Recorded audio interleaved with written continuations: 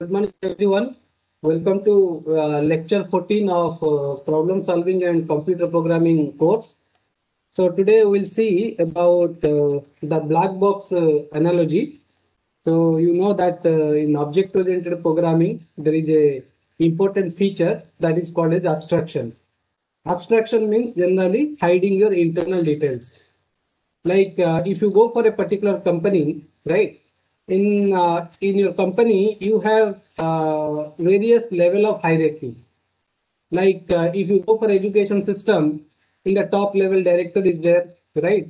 And in next level dean is there, next level HOD is there, next level faculty is there, right? So whenever you build a particular software, all the internal cannot be available to all the level of hierarchy people, right? For example, director can access anything, but dean can access uh, most of the things, but few functionalities are only in the hand of director. Similarly, if you go to the faculty, faculty can do mark submission, something like that, but even if alteration is required, that is not possible in the faculty end, where HOD can do that particular thing. So based upon the functioning of the education system, you can give a different level of hierarchy and different level of functionalities, right? So that is providing with the abstraction. All the people get all the informations, right? If you are an employee of a particular organization, you should not know all the type of all the internal details, right? So in the black box analogy, what happens is the name suggests there is a black box. Like this is a black box. Okay. So you know in computer there is a input, right? And we are doing the processing and we are getting the output. So in the black box, we are interested for input and output. We are not interested for what is there inside the black box, right? That's why a black box refers to something that we know how to use, but the method of operation is unknown. You know what is the input and what is the output. How input is converted to output, that is nothing but the method of operation is not known, right?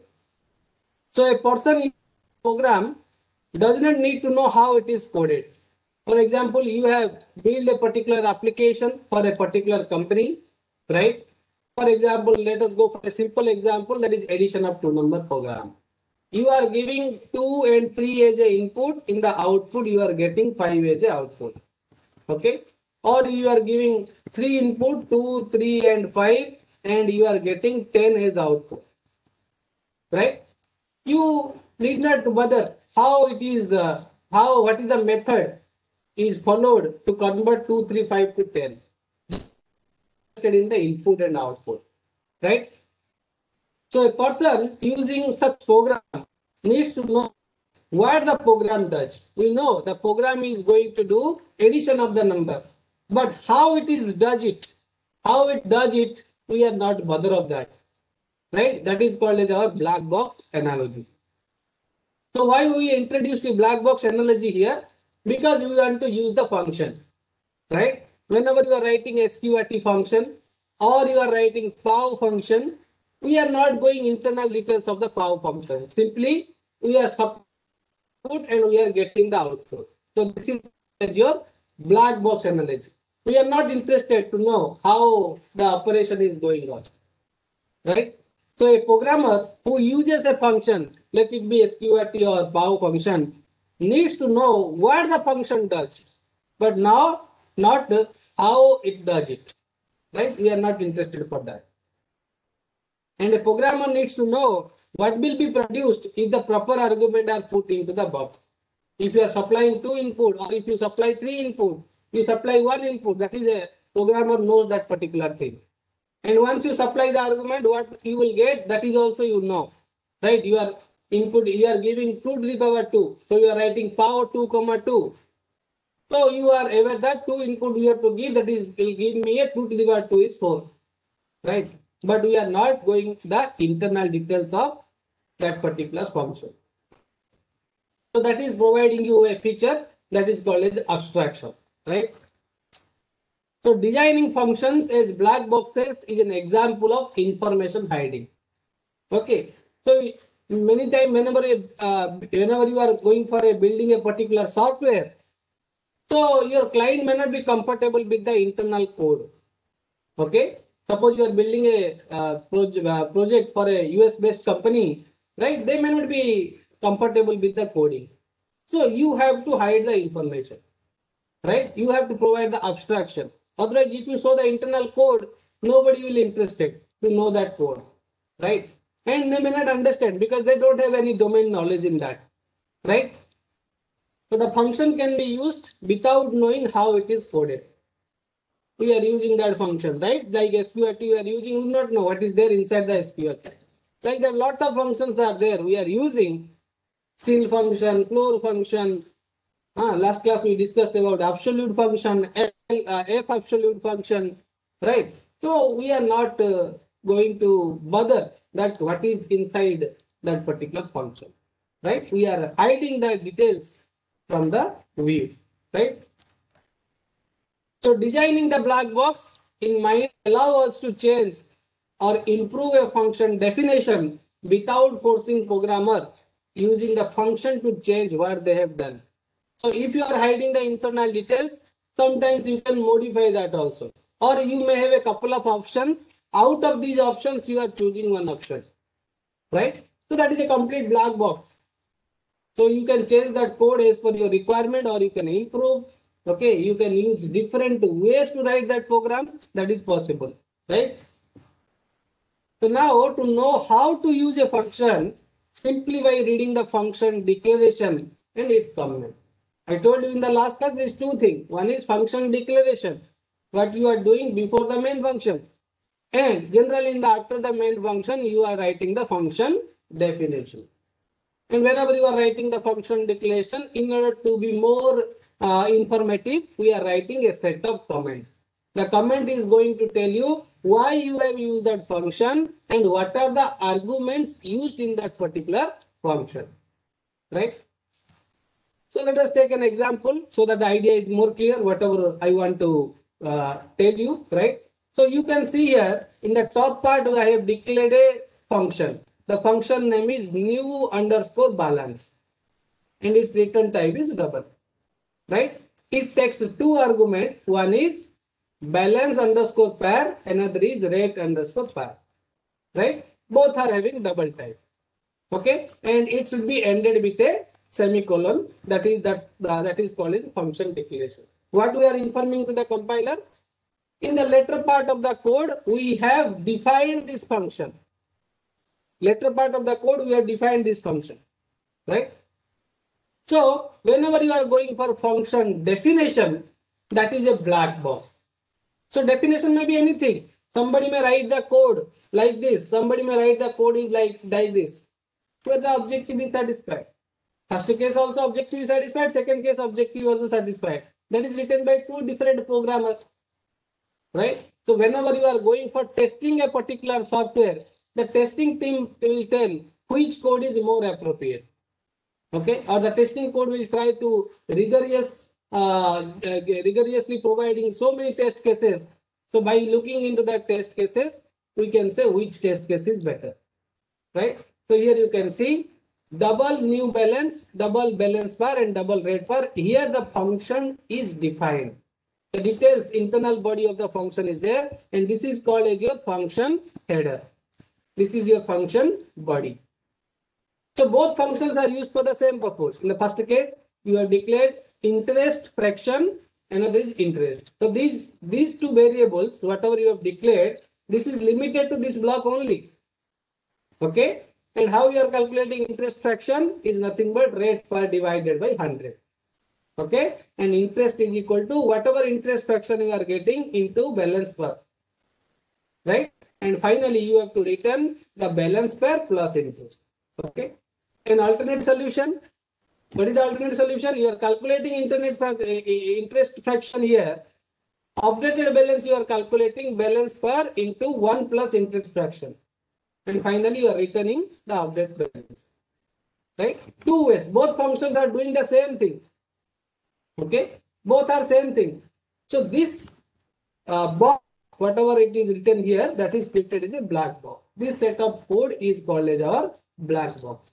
Okay. So you can improve the code. Sometimes somebody is using writing a code using 3 variables. You have developed a code with 2 variables. Okay. Somebody has designed a program which takes 20 bytes, but you have written a program which takes 14 bytes. So definitely your program is better, right?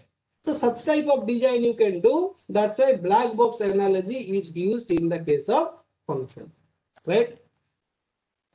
So procedural abstraction is writing and using the function as black boxes, whatever you have seen in the previous slide, right? Procedure is a general term meaning a function like set of instructions. So you are writing generally pseudocode first. After writing the pseudocode, you are converting that pseudocode to a programming language, right? So what you are doing? You are converting a set of instructions or a particular procedure to a function. Okay. So abstraction implies that when you use a function as a black box, you abstract away the details of the code in the function body. We are not interested to go for that particular function. Sometimes user defined function is there, that is programmer defined function, or sometimes you go for predefined functions, right? Predefined function we are not at all interested. Okay, programmer defined function, programmer is interested, but if you go for the client, client may not be understand. Like I will tell you, for my company, I need a add operation, multiplication operation, subtraction operation, division operation. So you should not tell what is there inside the addition operation because I may not understand because I am a layman, right? So whatever information I want to show to my client, that I will show, otherwise I will put in a black box. So write the function so that the declaration and comment is all a programmer needs to use the function. In the function, 3 parts are there. One is function declaration, in which you are writing the comment, right? Another is function definition. So why you are writing the function comment? You are writing the function comment to tell, this comment is going to tell you, right, all the conditions required for argument to the functions.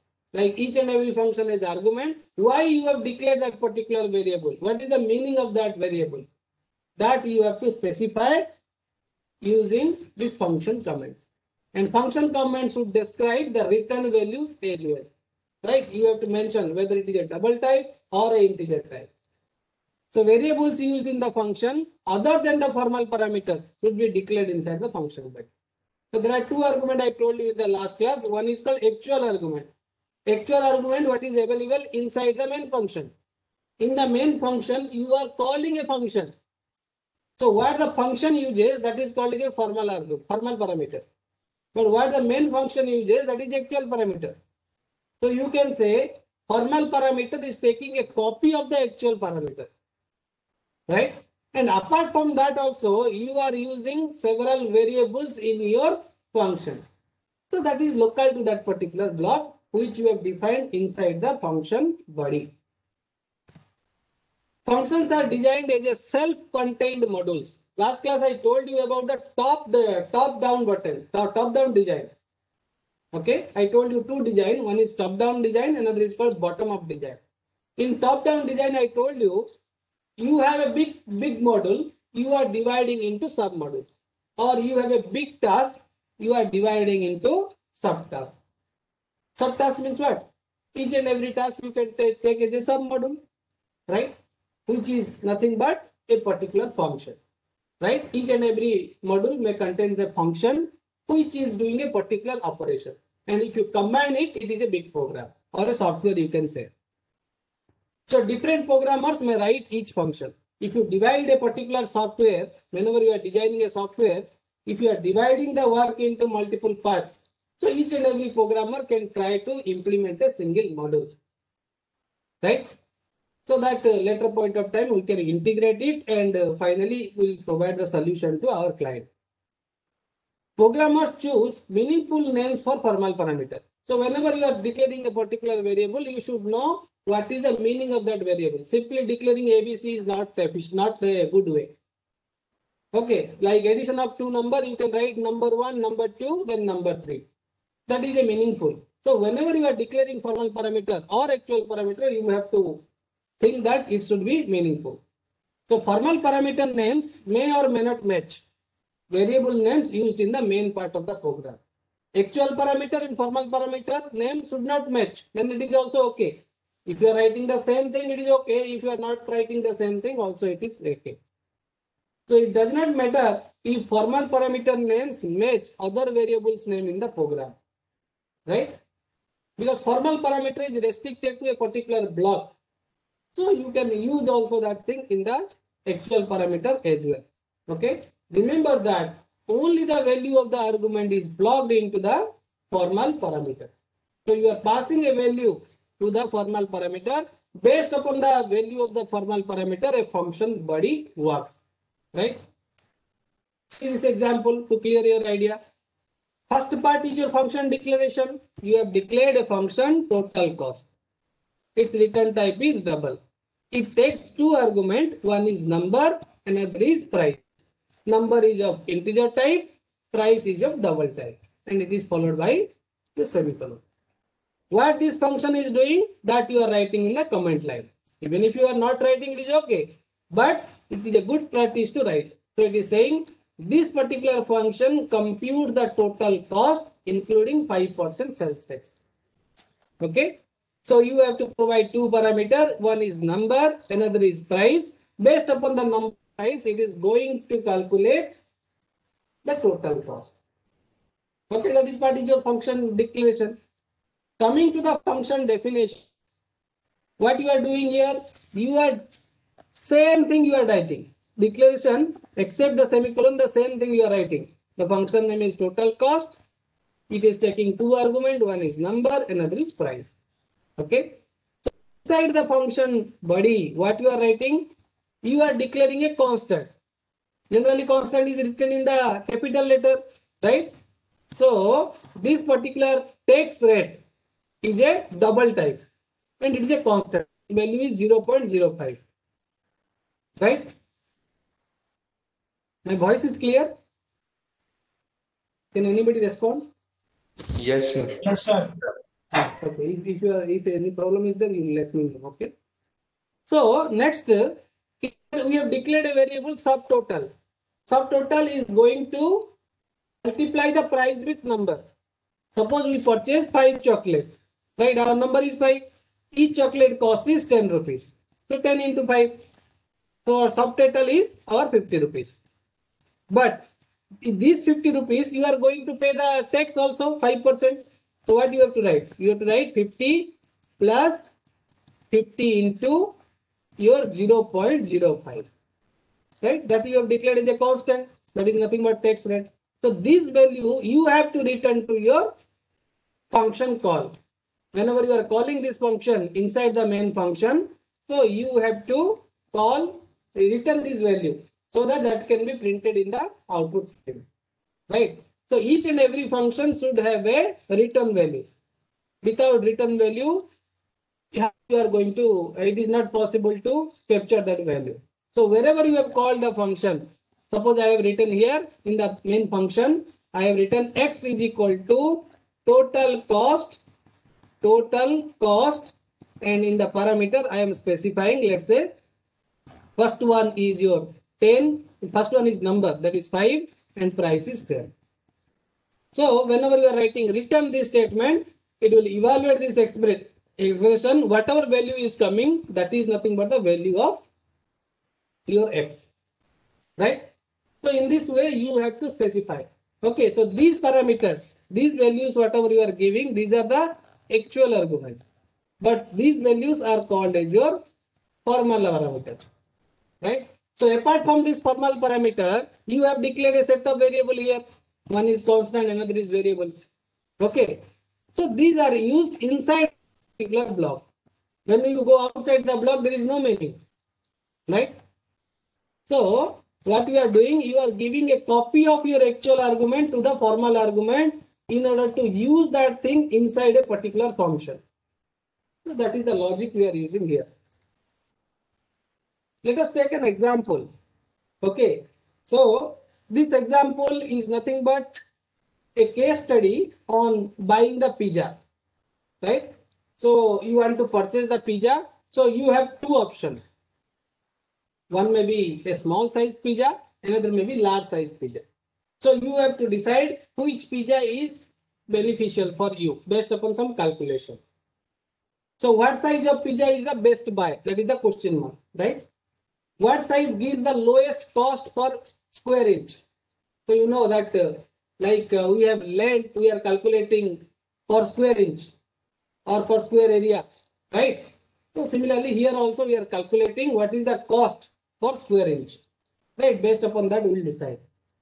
And pizza sizes given in diameter. Diameter is given. Okay, if you want to do the in your calculation you are using radius, then you have to divide it by 2 to get the radius, right? Quantity of the pizza is based on the area which is proportional to the square of the radius. Okay, based upon that you are going to evaluate which pizza is we are going to purchase it, right? That you have to decide. So what is your input?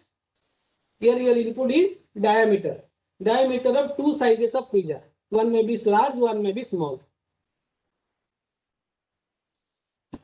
Also, the input is your cost. Cost of the same two sizes pizza. Okay, but we are going to calculate based upon the size or based upon the cost per square inch, which pizza is lower cost, which pizza is higher cost. Okay, so cost per square inch for each size of pizza is the output, and which of pizza is the best buy, that you have to specify. Whenever we are going to shopping mall also, whenever we are purchasing something, okay, so we are checking what is the size, right? Let it be 1 kg or 2 kg. 1 kg price is this much, but whenever you are going for 2 kg, the price is, let's say, reduced. So you are thinking, why not purchase 2 kg to save cost, right? The same thing we are doing here. But whenever you are giving input the cost, so the cost should be uniform to both the pizza, right? That's why cost is calculated based upon the same size of pizza, same two sizes of pizza. Okay, but the size of the two pizza may be different, right? Okay, so based upon the lowest price per square inch, you have to suggest which one is the best buy. Okay, if cost per square in inch is the same, then the smaller size will be the better buy. So there may be it may happen that both are tight, right? Whenever you are calculating the pizza, okay, so there is a tie is there, you are going to choose the smaller size pizza, right? That is the output. So see here, what you did, you have to follow, you are following here, let's say top level, the top down design, okay, or you are bottom up, okay. So you have to identify what are the tasks you have. Either you are giving a very big module, you decompose into sub module, or you have given with the sub module, you solve it and integrate into a module. That is different type of design, right? So here we identify 5 different subtasks. What is the first task? The first task is input data about the pizza. You have to input the data. What is the input? That input cost you have to input. Second one is you have to compute the price per inch for smaller pizza. You have two pizza, let it call as a smaller pizza, one is called as bigger pizza or larger pizza. So I am going to calculate the price per inch for the smaller pizza. Subtask 3 is price per inch for larger pizza. So once I will find the price per inch of both the pizza, then I can compare it. Okay, I can determine which size of pizza is the best buy in the task number 4, and task number 5 is output the result. So whenever you are defining the subtask, so it may happen that all the subtasks may not be executed parallelly. It is not possible, right? Sometimes one task is dependent on other task. Like you can see, if I write like this, A, there is an arrow mark to B, arrow mark to C. So what it indicates? B and C can start its work once A is completed. So until unless A is completed, you cannot start B and C. Try to understand. It is very much important. Similarly, if I put a arrow mark here to D, okay, so until unless D B is completed, you cannot start D. So decomposing the subtask is important, but you have to ensure that all are independent of each other. If they are independent of each other, then only the programmer, different programmer will be assigned to different submodel. Otherwise, there is no benefit. For example, if I tell you here, task 1 need to execute first, task 2 execute second, task 3 execute third, okay, then task 4, then task 5, then task 6, then there is no use, right? Right? This is a sequential one. What is our objective? At least some tasks need to be parallelized. Okay, or for example, in this case, you can say task 1 will be solved first, then task 2 and task 3 can be given to two different programmers. Then task 2 and 3, once it is completed, it is assigned to task number 4. Okay, then for task 5 is coming. So what you did here, these two tasks, task number 2 and task number 3 can be written by a programmer, by two different programmers, so that your building the software is faster, right? That is designing of each and every submodule, right? So see how we are going to write the program for it.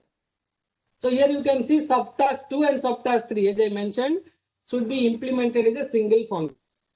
Okay, because subtask 2 and subtask 3 are identical tasks. One is for the smaller pizza, another is for the larger pizza. And both are calculating the price per inch. That's why both our functionalities are same. So no need to worry, right? So subtask 2 and subtask 3 each return a single value. Okay, that is what is important. You have calculated, you have taken the diameter and cost into that particular function, and finally you are calculating what is the price per inch. Okay, the appropriate name for the function, and we are going to use it for task number 2, subtask number 2 and subtask number 3. So see here, I have used a function unit price, which takes two input. One is your diameter, another is your price. Okay, diameter and price, both you have to take as input, and you have to calculate the price per inch using the unit price, right? So this function unit price is returning price per square inch of a pizza. Okay, and what are the formal using? You are using diameter as a function, okay, which indicates the diameter of the pizza. Yes, another parameter you are using, that is price. Okay, that is the price of the pizza. These two parameters we have specified in the function declaration, right? We are not defined it, because in declaration we are putting a semicolon here. Okay, now subtask 1.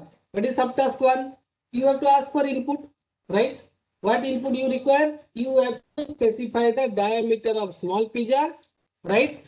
You have to specify the diameter of larger pizza, price of the small pizza, and the price of the large pizza. These two things you have to input. Once you give input, then task 2, task 3 is going to calculate the price per inch, right? So once the price per inch for subtask 2 and subtask 3 is completed, then you can start the subtask 4, which compare the price per inch for smaller pizza and price per inch for larger pizza. Just comparison using a less than operator. Okay, so once task 4 is completed, in the output you can say whether to purchase the smaller pizza or to purchase the larger pizza, right? That is the overall picture.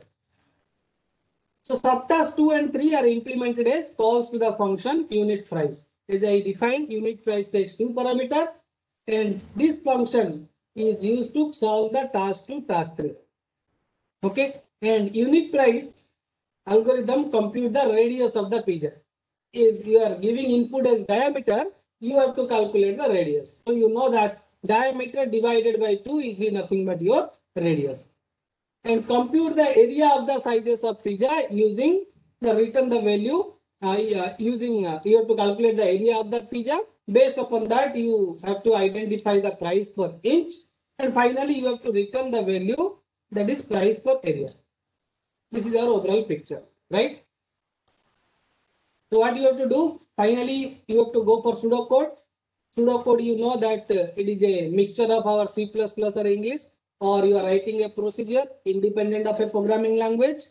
Okay, so it is providing you more flexibility, a more precise way to write the instructions, right? We are not going for a particular code, but we are specifying what to do it, right? We should not worry about the C++ syntax whenever we are writing the pseudocode.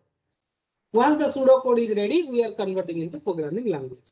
Like you can see here, we are mentioning radius is nothing but 1/2 of diameter. 1/2 of diameter. We are not specifying how to represent in C or C++ or XYZ language, right? But once it is ready, we can convert into the programming language. Like here you can see area is equal to, we are writing pi into radius. Okay, we are not specifying what is the value of pi. Okay, so you are specifying also return price slash area, price divided by area. We are not putting any semicolon because it is a pseudo, it is an informal representation. Whenever you are going for programming, it is a formal representation. There you have each and everything. Otherwise, you are going to get a error for that, right? So main part of the program implements the calls to the unit price. So here we are taking two things. One is unit price of the small pizza, unit price of the large pizza. We are doing the same function call twice. One is for the smaller pizza, another is for the larger pizza. Okay, by taking their respective diameter and the price, right? So see this example. If you go for the function unit price, it is taking diameter and price. And you know that in order to calculate pi r square, okay, that is the area, pi r square, you have to define what is the value of pi. So value of the pi, you can see here, we have declared as a constant. So what is the value of pi here? 3.14159. Okay, that is a constant. So whenever you are writing here pi, automatically 3.141 presented here, right? And you have to take radius whenever you are square. What you have to take? You have to take radius. But what is your input? Your input is diameter, right? So we are writing diameter divided by is radius. So radius you are multiplying twice with pi to get the area, and finally you have to return price per area. Okay, so this is the code, but this code is not sufficient. Why? Because the diameter divided by writing, but radius is a double, 2 is a integer, and diameter is also integer. Suppose diameter is 8, then it will return 8 divided by 2 is equal to 4. That is fine. But sometimes whenever it is 9 divided by 2, it is coming 4 point something, that is 4.5. Then also the radius is taken as 4.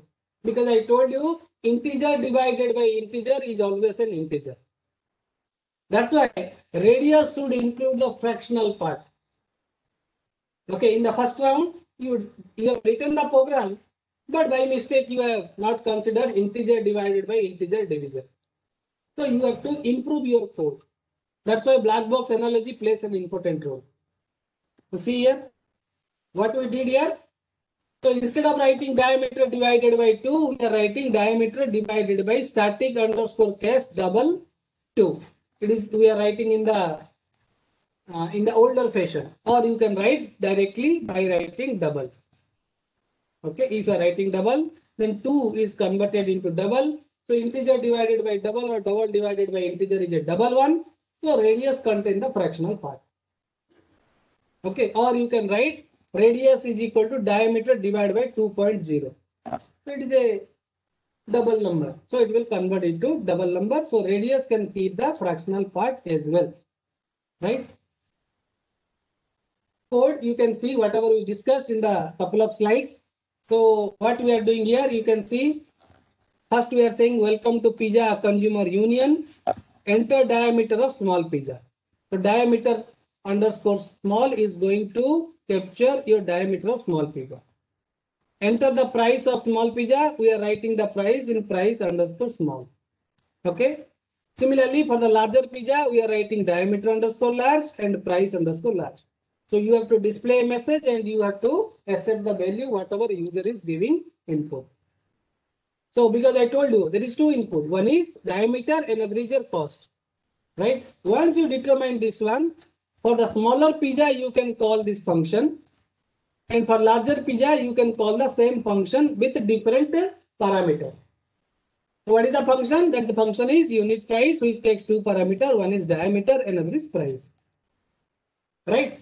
So this diameter and price, whatever you accepted here or whatever you received here or whatever the user has given input, so for which you are calling the unit price function. So these are called as your actual argument. But whenever you go to the function, that is called as your formal argument, right? So you can see here. So whenever you are calling this function, what will happen? It will call the unit price, right? It will come to this particular function. Whatever diameter you are giving, diameter underscore small, it will copy to the diameter. And whatever you are supplying your price underscore small, it is copied to the price. Then you are calculating the radius is nothing but diameter divided by 2, area is nothing but pi r square, and we are returning price per area, right? For example, in this case, if you see your input is 10 and $7.5, so it is going to calculate here. Pi value is 3.14159, and your radius is diameter divided by 2, that is 5 into 5. Okay, that is providing you area, and price. Okay, price is nothing but your 7.5. So 7.5 divided by this much. So that will be returned to where? This calculation will give you 0.10, going to be stored in your unit price underscore small, right? Now again you are calling unit price large by taking diameter large and price large into account. So you can see diameter you have asked, whatever user is given 13, cost is 14.75. The calculation is done by this function and it is returning 0.11. So 0.11 is stored in the unit price large. Okay, that is your subtask number 2, subtask number 3. This is your subtask number 1 input. Subtask number 2 and 3. 2 and 3. Then what is our subtask number 4? Subtask number 4 is we have to compare these two pizza. Okay, so you are printing the diameter, price, and whatever value unit price small, right? Similarly, diameter of the large one, diameter of the price of the large one, unit price of the large one. It's a couple of cout statement you are writing, right? And you are displaying up to 2 decimal places. Okay. But in the task number 4, what you are going to check? You are going to check, this is task number 4. You are going to check unit price for large is less than unit price of small or not. If unit price of small is greater, then larger one is better. Or then the smaller one is better. Right? But in our case, we have calculated a 0.10. 0. What? Smaller pizza. Right? And 0.1 is for what? For pizza. So 0.11 is less than 0.10 is false. So we are going to get a message in the output. The small one is better bar. Right? And you are going to print this particular statement in the output. So in this way, you can write the program case study, which is focusing on pizza best buy. Right? So the main idea of the program is that input, you can see the input is diameter small and price small for this one, and in the second case diameter large and price large, but we are using the same function. The same function is called twice with 2 different parameters. So that is the new thing what we learned using this particular program. Later point of time, how it affects in the function overloading as well, because whenever you learn function overloading, you will know more details how the arguments. Here the arguments are more or less same. Okay, they are different with respect to the value. What happened? You are calling the same function with 1 input, same function with 2 inputs, same function with 3 input. That is also possible by the help of function overloading, right? Now come to the program testing. We have written the program, but we have to check whether the program is performing well or not. Okay. So sometimes our program is successfully compiling, successfully running. Still, sometimes we are not getting our expected output. Okay. Or still, in some cases, you are getting the error. Okay. That's why testing plays an important role, and it is increasing the confidence that the program is working correctly. So testing is going to generate a set of test cases. Set of test cases means set of inputs to check that whether the output is following the input or not. Okay. So run the program with data that is known output. So whenever you are going for testing a particular program, like 2 and 3, you are giving to addition of the 2-number program because you know that output is 5. But if I will give a 20-digit number, it is difficult, right? So for the known input and known output, we are checking whether the program is behaving correctly or not. Okay. Sometimes what happens? We are using pencil, paper, and calculator to do it manually. And we are checking whether the manual calculation and the program both are providing the same result or not. Okay. So run the program with several different sets of the data. That is nothing but the test cases. To check that if all the test cases, okay, or a set of test cases, the program behaves correctly, we assume that the program is working fine. But still there is a chances of error, right? So your first set of data may produce correct result in spite of the logical error in the code. Okay. But whenever you try the multiple cases, you are going to identify what is the error. Okay, sometimes we are giving this code to our friends and we are saying we have written the code, you test it. You give several input and check whether it is performing well or not. That is also possible. For example, if you go for integer division problem, integer division problem.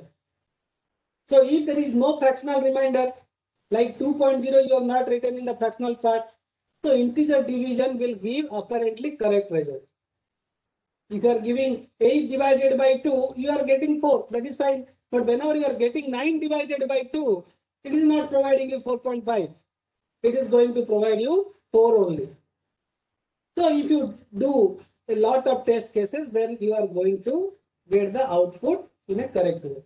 Right? Or you can modify your code or you can improve your code so that all types of scenarios can be considered by that particular code. So pseudocode is we are using here is a of your English and programming language, right? That's why writing the pseudocode is also very much important. In pseudocode, if you mention this thing clearly, automatically the program will convert it into a proper form. Pseudocode simplifies algorithm design by allowing you to ignore the specific syntax of a particular programming language, okay, so that it can work out details of the algorithm. Okay, so if the step is obvious, then use C++. If the step is difficult, so express in the English language. So if you are writing the pseudocode for C++, if you know the syntax, then it is fine. You can write in a syntax manner without putting semicolon. Semicolon is not a, if you know that you can write, but it is not required, right? So it is an informal presentation, but sometimes it is very difficult. Like pi we are writing without specifying the pi value, it should be declared as a constant and its value should be 3.14. We are not mentioning that. We are simply saying pi into r square is the finding the area.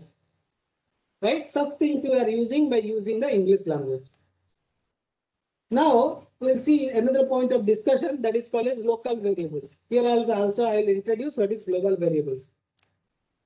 So variable which is declared in a function is local to that function. Like I told you, in addition to the formal parameters, we are also declaring a set of variables which is local to that block only.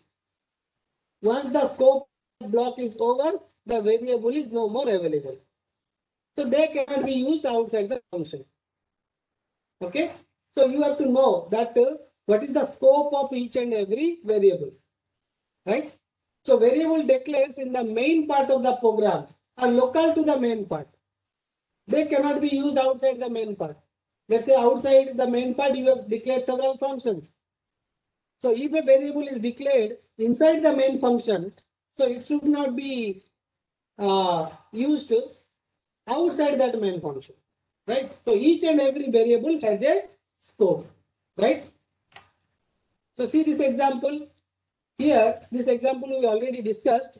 That is, you have to specify the number of peas and number of pods. Based upon that, you will count total. Okay.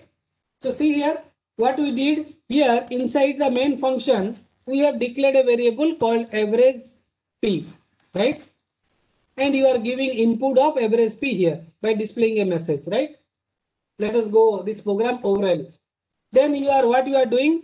You are calling a function that is est underscore total, which takes three parameters. One is min count, max count, and pod count, and multiplying with your average p. Okay, and here you are displaying the average p, right? So this average p, what is the scope of this average p? That is nothing but the scope of the main function. So this variable named average p is local to the main part of the program. It is only the main part of the program. So whenever you go outside the main part of the program, when you will go outside the main part? Whenever you are calling this particular function. So whenever you are calling that function, this average underscore p is no more available. Average p is not available because average p you are not supplying as a parameter. So if you are declared average p, you want to use average p there, that average p is different from this average p. That's why you have to know the scope of each and every variable. So outside this main, this particular variable has no meaning, right? For example, if you see this here also I have declared average underscore p. But this average p, whatever I have used here and here, it is local to this particular function only. Whenever you are go outside this particular function, or whenever you are returning to your main function, this variable is no more available. Okay, that's why it is written that the variable named average p is local to the function est underscore total, that function only. Whenever you return to the main function, in that main function average p is different from this particular function, right? So next is your global constant. Sometimes constant you are declared in such a manner that you can use it in the main function as well as outside the main function, right? So whenever you are declaring a global constant, the global constant is not limited to a particular block. Let it be main function or your function. It can be used anywhere. Okay. So it is available to more than one function as well as the main part of the program. Global constant is also declared outside any function body, outside the main function, or before any function that uses it, you can use the global constant. One of the example is we have already used, that is const double pi. Okay, so it is a constant. Pi is a constant whose value is 3.14159. So here this pi you can use in the main function, you can use the volume function, whatever function you have declared in the program, there you can use pi because it is a global constant. Okay, it is not limited to any block. See this one. Here I have written const double pi 3.14159. Okay. So this pi value I want to use under double area. Area is a function. I want to use that pi value in the volume function. Okay.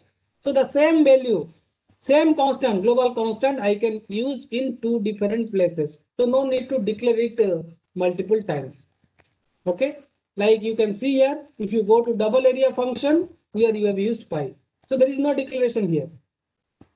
Why declaration is not there? Because it is a global constant. In this function also, there is no declaration, but we are using pi.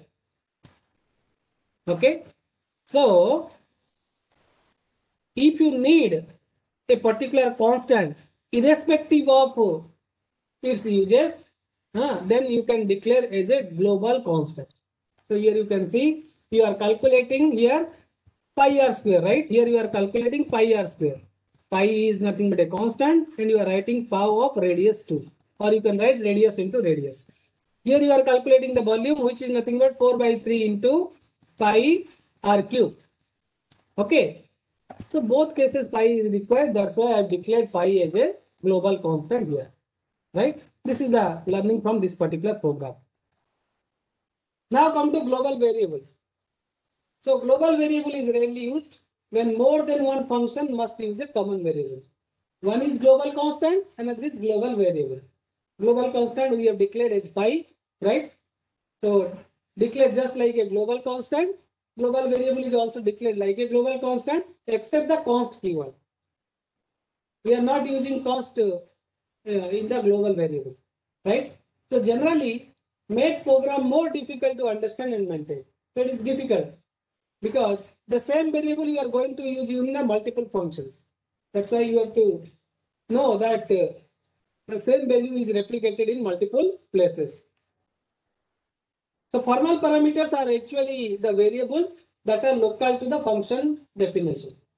It is restricted to function definition. Once you are out the function definition, these parameters are no more valid. So they are used just as if they were declared in the function body. So don't redeclare the formal parameter in the function body. But apart from the formal parameter, whatever you want to declare, that you have to declare inside the function body, right? So in the call by value mechanism, whenever you are going to learn call by value mechanism, you are supplying the actual argument to the formal argument. You are supplying the value to your formal argument. So if any modification is done in the formal argument, it is not going to affect your actual argument. So when a function is called with the formal parameters are initialized to the values of the arguments in the function part. So you are initializing it by actual argument. So if any modification you are doing inside the function, that is not affecting your actual argument. That is called as your call by value. Okay, I'll tell you the program so that it is more clear in the later classes. So this you see this example. So this is a billing program. Okay, so what it takes two input. One is hours and minutes. Okay, it takes two input. One is hours and minutes. Based upon that, the bill is generated. So here also we have used a global constant. The constant is your rate. Okay, and the value is let's say 150, which is a constant, right? So what we are doing, you are calculating the bill by using a function called fee. So fee is a programmer defined function which takes two arguments. One is your hours, another is your minutes. Okay.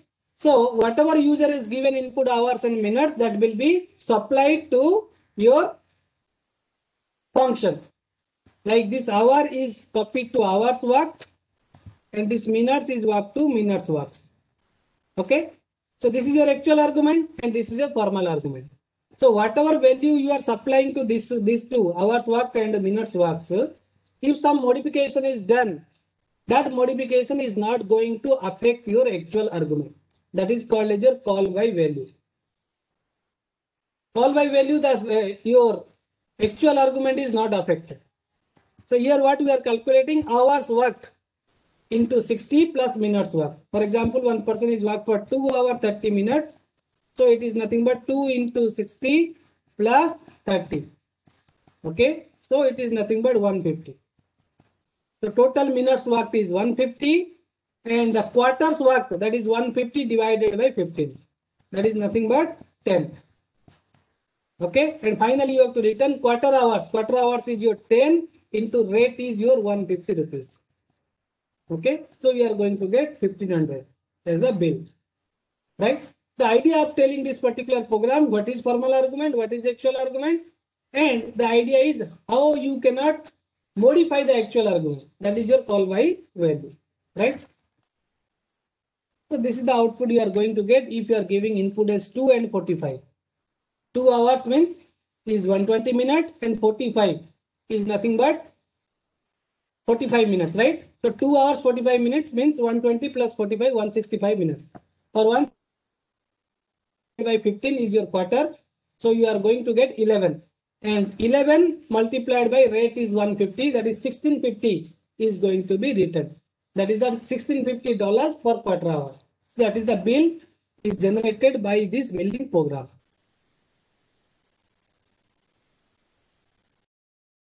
Scope. So local and global variables conform to the rules of the block scope. Okay, like I told you, if you have declared inside a particular function, then it is limited to that block. But whenever you are declaring a global variable or a global constant, it is applicable to multiple functions. That's why we are representing the block using the curly bracket.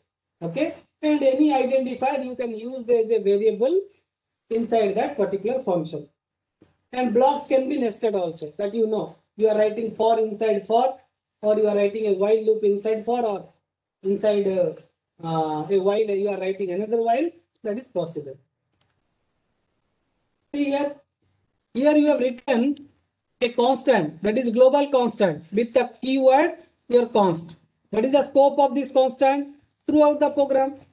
Throughout the program, you can use the global constant. But here you have declared a variable x. So x is local to this block only. So you can see x scope is only this particular block. Right? Here you have used I as a variable. It is limited to this for loop only. Right? Here you have used a variable y or a variable param. Okay. So that is limited to that particular function only. Y scope is this particular body only. So you have to clearly know that what is the scope of the particular variable. So whenever you are using, you have to keep in your mind whether that is in the scope or not. So you should not expect that if suppose I will write I here. So I has no meaning in the second function. Inside the main function, I is there. But I want to use I in the function 1. So it is not possible because the scope is not available to that particular function, right? So the start of a file is not always the best place for using the namespace std. You are writing now using namespace std immediately after the header file. So that is not always you should not place using namespace std in that particular location. So you can write using namespace std and anywhere. Wherever you want to provide a specific, there you can write using namespace std. Like in different functions you can use, or inside the main function also you can use, so that it makes the using directive local to that particular function. See this one. Here you can see, instead of writing using namespace std here, I have used using namespace std inside the main function. That is also okay. The standardization will be done inside this particular block. The scope of using namespace std is not applied to the entire program. It is applicable to only to this main function, right? Similarly, you can see I have used using namespace std inside this particular function and this particular function. That is your area function, and another is your volume function. That is also fine. There is no problem. So instead of going for a single using namespace std in the program, you can go for multiple using namespace std, which is limited to a particular function body, right? The last one is there is a factorial program, right? So you know that how to write the factorial program, right? That is n factorial is nothing but 1 into 2 into 3 into n. So this factorial program takes one argument, that is integer, right? And it is decrementing the counter to calculate the factorial of a number. So let us directly go to the program. So here you can see in the function declaration I have declared int factorial, and it takes one input, that is n. And this function returns your factorial of a number, and n indicates the argument, which is a non-negative number. In the function definition, okay, we are taking int n, which this n value will be supplied from the main function. Okay, so once the value is supplied, you can calculate the factorial of a number. How you are going to calculate? Until unless the factorial, the value is reaches to 0, you have to calculate product is equal to n into product. Like suppose the value is 3, here you are checking 3 greater than 0. Okay, it is true. So you are calculating product is equal to 3 into product. Initially the product value is 1. So product value is now 3. Then n value is decremented. So now the n value is 2. So you are calculating n 2 into product, that is 2 into 3. Okay, 2 into 3. Right now, n value is decremented to 1. You are calculating 1 into 2 into 3. Right? So you are going to get 3 factorial is 6. Finally, you have to return the product to the main function. Right? So in this way, you can implement the factorial function.